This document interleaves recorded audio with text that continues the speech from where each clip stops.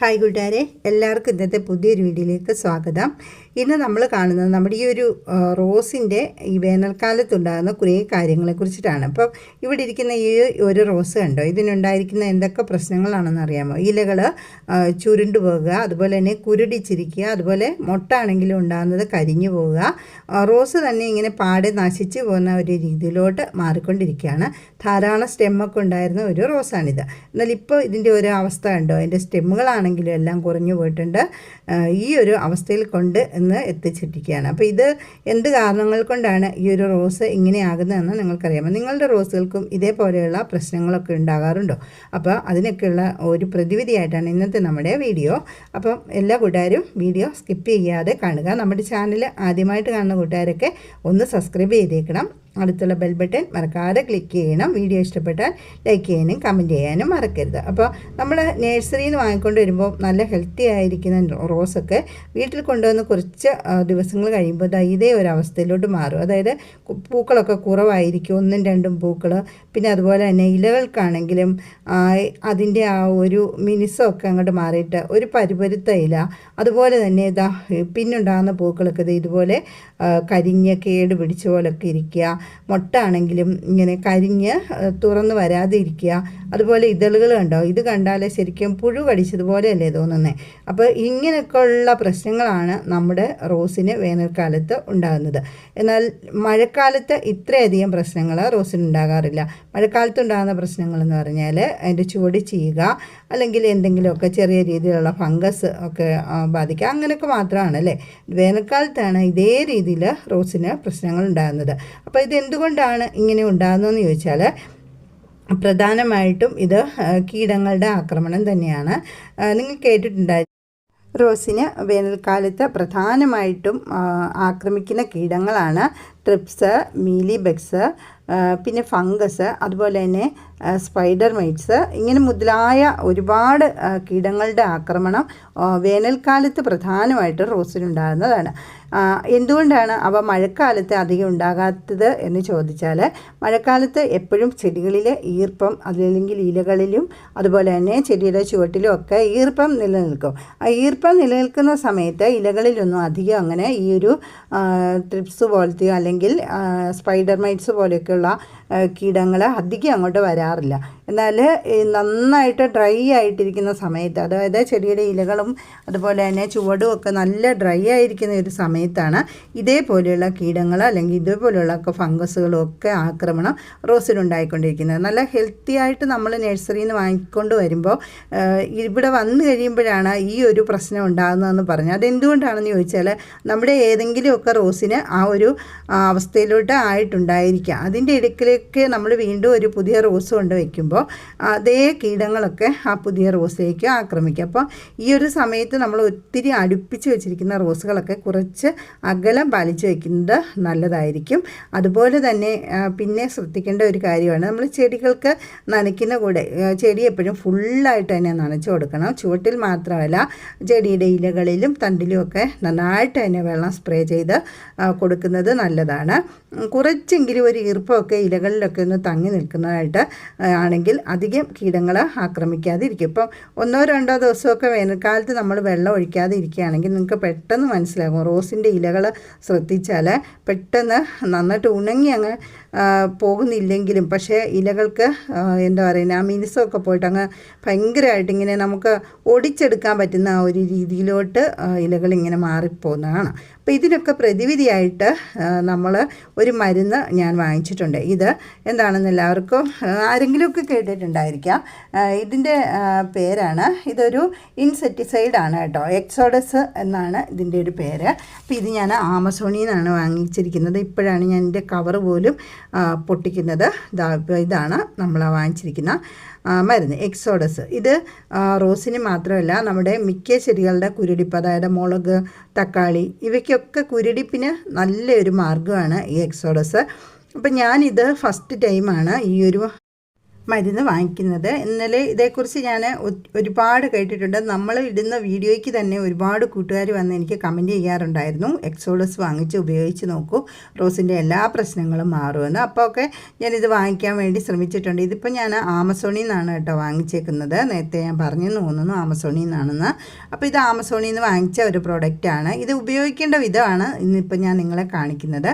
ഇത് ഏകദേശം ഒരു 1.5 അല്ലെങ്കിൽ 2 മില്ലി എടുത്തതിന് ശേഷം അത് 1 ലിറ്റർ വെള്ളത്തിൽ നന്നായിട്ട് കലക്കി നമുക്ക് ഓരോ ചെടികൾക്കും സ്പ്രേ ചെയ്ത് കൊടുക്കാം. ഇതിപ്പോൾ ഏകദേശം ഒരു 1.5 അല്ലെങ്കിൽ ഒരു 1.25 മില്യൺ മാത്രമാണ് ഞാനിവിടെ എടുത്തിരിക്കുന്നത്. അങ്ങനെ കുറച്ചെടുക്കുന്ന എന്താണെന്ന് ചോദിച്ചാൽ, എപ്പോഴും നമ്മൾ ഏത് മരുന്നാണെങ്കിലും ഉപയോഗിക്കുമ്പോൾ അളവിൽ കൂടി പോകാതെ അളവിൽ അല്പം കുറഞ്ഞൊന്നും ഉണ്ടിച്ച് കുഴപ്പമില്ല. വീണ്ടും അത് നമ്മൾ ഉപയോഗിക്കുമ്പോൾ ആ കീടങ്ങളുടെ ആക്രമണമൊക്കെ പൊക്കോളും. അല്ലാതെ എപ്പോഴും മരുന്ന് കൂടുതൽ എടുത്തിട്ട് കൂടുതൽ അടിച്ചു കൊടുക്കാനായിട്ട് നോക്കരുത്.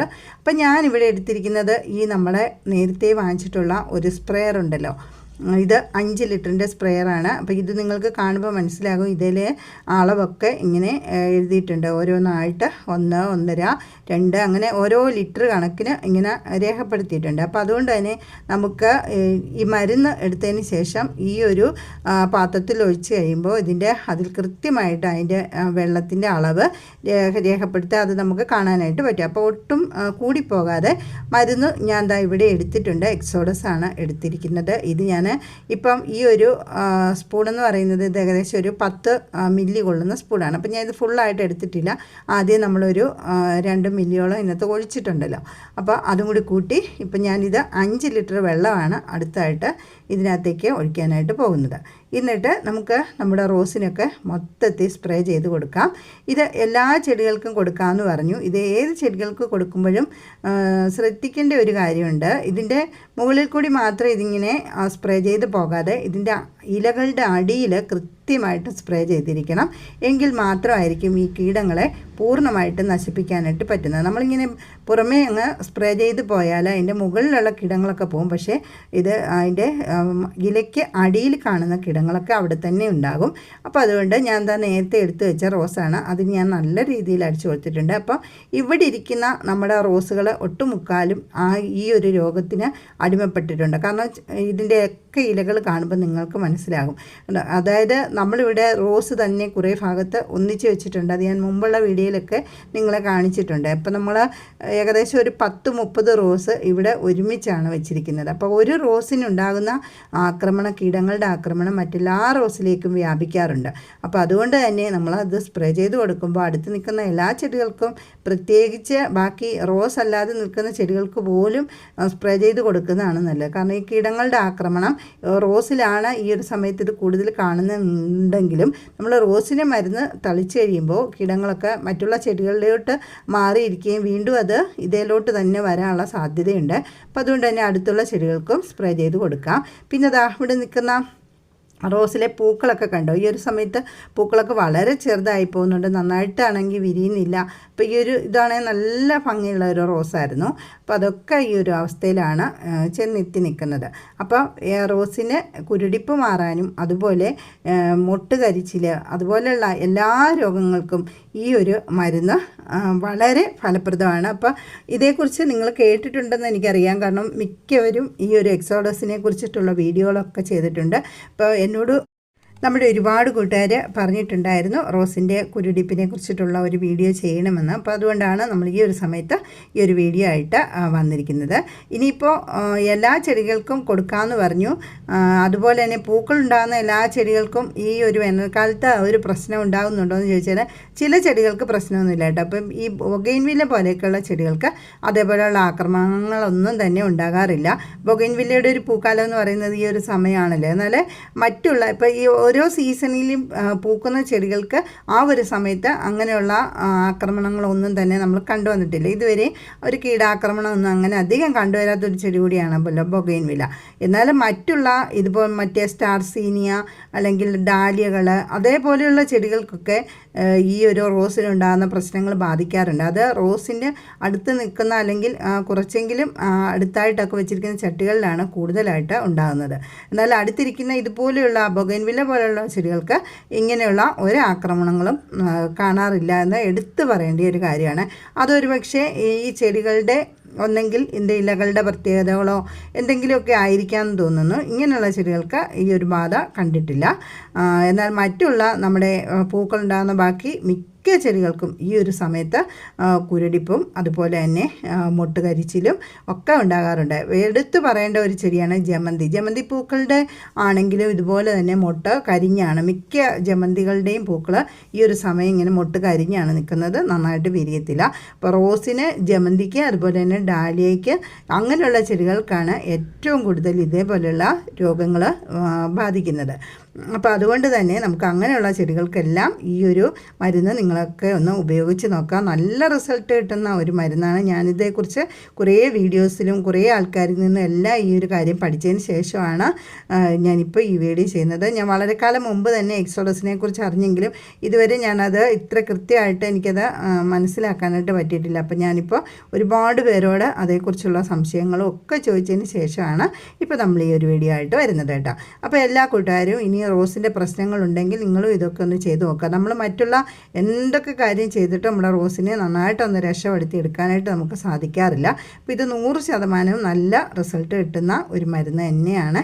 ഇനി ഇതിൻ്റെ ബാക്കി ഉപയോഗിച്ചതിനൊക്കെ ശേഷമുള്ള കാര്യങ്ങൾ ഞാൻ നിങ്ങളോട് വീണ്ടും വീഡിയോ ആയിട്ട് വരുന്നതായിരിക്കും. അപ്പോൾ നമ്മുടെ റോസിൻ്റെയൊക്കെ എങ്ങനെയാണ് നമ്മുടെ റോസൊക്കെ ഇപ്പോൾ ഉള്ളതെന്ന് നിങ്ങളെ ഞാൻ കാണിച്ചു തരാം. അപ്പോൾ ഇന്നത്തെ വീഡിയോ ഇവിടെ വൈൻഡപ്പ് ചെയ്യാണ്. കൂട്ടുകാർക്ക് ഈ വീഡിയോ ഇഷ്ടമായെങ്കിൽ ലൈക്ക് ചെയ്യണം, കമൻറ്റ് ചെയ്യണം. നമ്മുടെ ചാനൽ ആദ്യമായിട്ട് കാണുന്ന കൂട്ടുകാരൊക്കെ സബ്സ്ക്രൈബ് ചെയ്യാനായിട്ട് മറക്കരുത്. അടുത്തുള്ള ബെൽ ബട്ടൺ മറക്കാതെ ക്ലിക്ക് ചെയ്യണം. വീണ്ടും നമുക്ക് പുതിയ ചെടി വിശേഷങ്ങളും പുതിയ ചെടി കാഴ്ചകളും ഒക്കെ ആയിട്ട് പുതിയൊരു വീഡിയോ കാണാം. അതുവരേക്കും എല്ലാ കൂട്ടുകാർക്കും ടാറ്റാ, ബൈ ബൈ.